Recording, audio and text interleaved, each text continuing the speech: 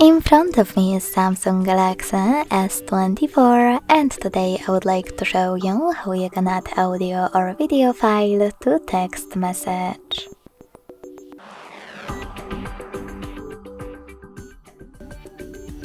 Begin by opening Messages and selecting or creating a chat.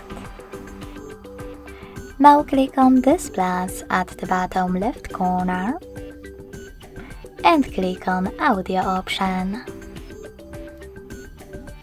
Now click on one of those options, like Download. Tap on your file that you wish to send and hit Done at the bottom to attach it. If you want to send a video file, click on Video section instead. Tap on your video and wait. Thanks so much for watching. If you enjoyed this video, don't forget to leave a like, comment and subscribe. Bye!